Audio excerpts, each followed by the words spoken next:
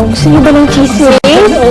O, ito nga. Di ba, si Ma'am si Stella, ayaw niya kay Ruben. Yun yung boyfriend ni Karen. Pero ang sabi niya po sa akin, parang ayaw na raw niyang pakailaman eh. Kasi baka magalit si Karen sa kanya.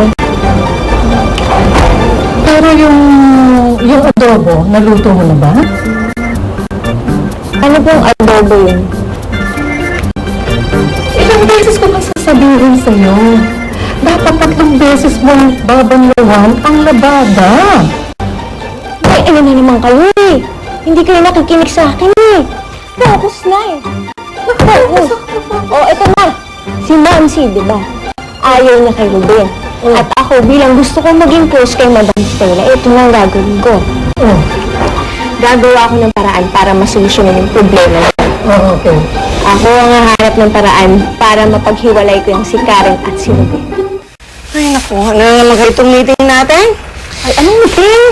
Ay, Lola naman eh. Rhea Raquel. Sana hihingin ng paintulad sa inyo eh. Para saan? Asya ka? Huwag ka lang kumarte. Alam mo yung pa-suspense pa eh. Alay, sabihin mo na. Sige ka, baka ako inainip ako magsasabi sa Ay, kanila. rin na. Hindi nyo na itatanong eh. Yayayain ko na sana magpasal si Karen eh.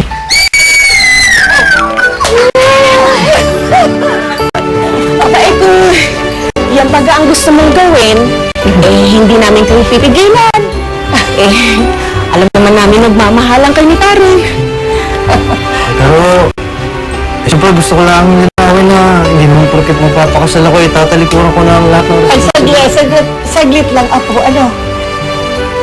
Buong buhay mo, nilaan mo na sa amin Siguro naman ngayon kailangan na bang unahin mo naman yung sarili at yung kaligayahan. Hindi ka. At saka, huwag mong intindihan ang negosyo naman natin okay na okay Hindi ba ga? Oo. Ay, kuya. Alay ako ang kakanta sa reception mo Alay ako naman ang flower girl Akala ko ang maid of honor. Uy, naman ang panganay ko. Iyak naman ko. Kakasal na. Pero huwag na mag-alala. Ako'y maligaya para sa inyo dahil alam ko nagmamahalan kayo ni Karen.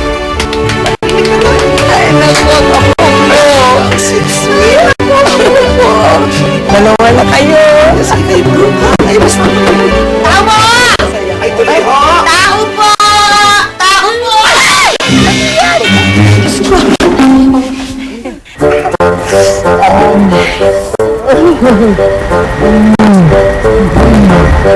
Kakamiss naman si Carlos. Ganyan-ganyan din siya maglambing sa akin.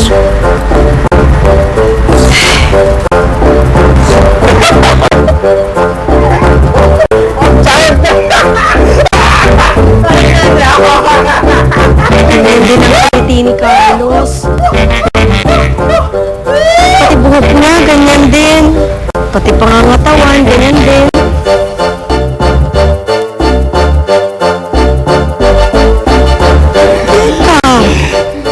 Carlos! Tao po. Bakit kayo nga pa rin eh? Ruben, ikaw talagang sadya ko, Ruben. Ruben, makinig ka. Kailangan niya maghiwalay ni Karen sa lalong madaling panahon. Kung hindi, mamamatay si Karen.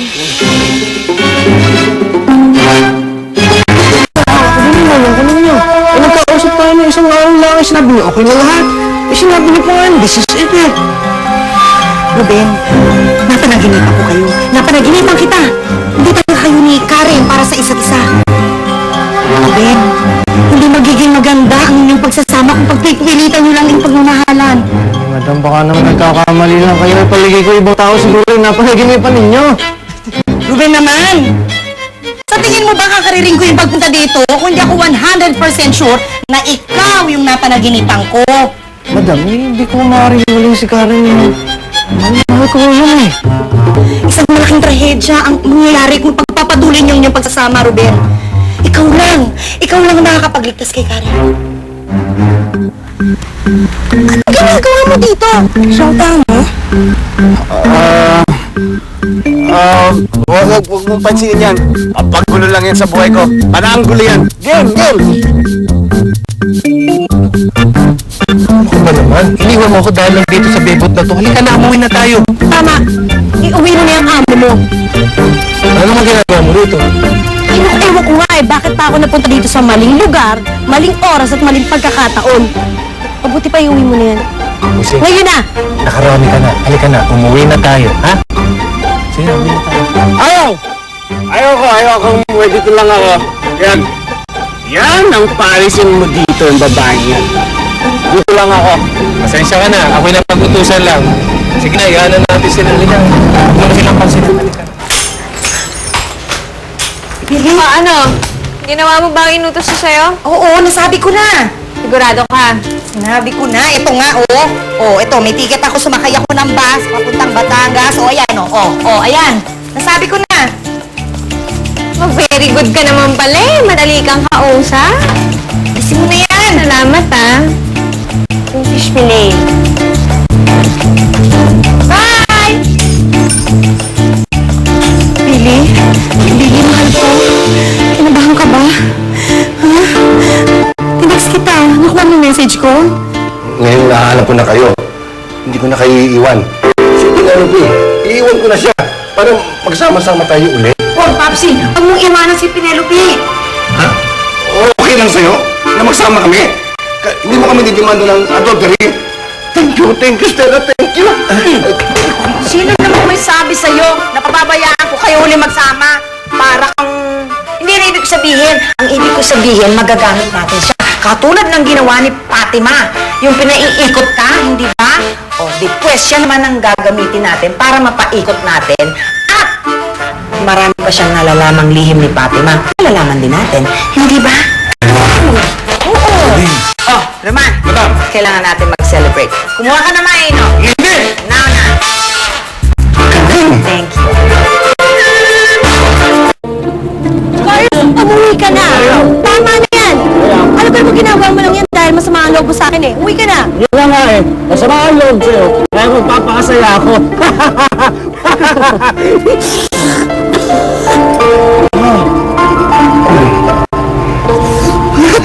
Tama na yan! Ang sarap-sarap naman ng kiss mo na yun! Dali lang ha. Alam. Bakit, Joanna, ha?